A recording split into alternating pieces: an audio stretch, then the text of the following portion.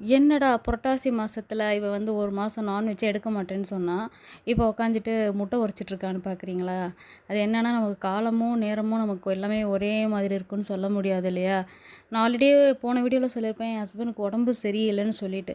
ஆக்சுவலா என்னன்னா, அது ஜுரம்ன்றதே தெரியல. கண்டுபிடிக்கவே முடியல. ரொம்ப கஷ்டமான நேரத்தில, ரொம்ப கஷ்டம் சொல்ல முடியாத அளவுக்கு கேராகி கீழ விழுந்துட்டாரு. மூச்சு பேச்சு இல்லாம இருந்தாரு. என்னதுன்னு அதுக்கப்புறம் ஹாஸ்பிட்டலுக்கு கூட்டு போய் பார்க்கும்போது தான் அது டெங்கு. டெங்குன்றது அதுக்கப்புறம் தான் தெரிஞ்சுது. முன்னாடி வரைக்கும் எந்த சிம்ப்டம்ஸுமே தெரியல. அவரும் எதுவுமே சொல்லவே மாட்டாரு எப்பயுமே.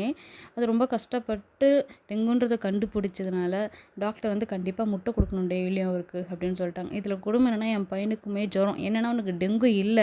ஆனா வந்து இவருக்கு மட்டும் டெங்கு அஃபெக்ட் ஆயிரு. இவருக்கு வந்து ரொம்ப சிவியரா ஆயிட்டுருக்கு. இவர் ரெஸ்ட் இல்லாம வேலைன்னு போனதுனால, அவர் உடம்பு ரொம்ப அதில தாக்கிடுச்சு. பையன் மட்டும் டெங்கு இல்லாம ஒரு ஹை ஃபீவர்ல தப்பிச்சுட்டான். அதனால பசங்களுக்கு மட்டும் முட்டைய குடுத்துருவோம். இதில ஒண்ணும் இல்ல. நமக்கு மிஞ்சினது சாமி எல்லாமே வந்து எனக்கு வந்து என் ஹஸ்பண்ட், என் பசங்கலாம் நல்லா இருக்கணும். அதுக்காக பரவாயில்ல முட்டை மட்டும் எடுத்துப்போம். ஒண்ணும் தப்பு இல்லன்னு சொல்லிட்டு, முட்டை மட்டும் எடுத்துட்டு நேத்து நைட்டு அவருக்கு தான் ஹாஸ்பிட்டலுக்கு எடுத்துட்டு போயிட்டுருக்கேன். பத்திய சாப்பாடு மாரி பருப்பு, காய், முட்டைன்னுட்டு.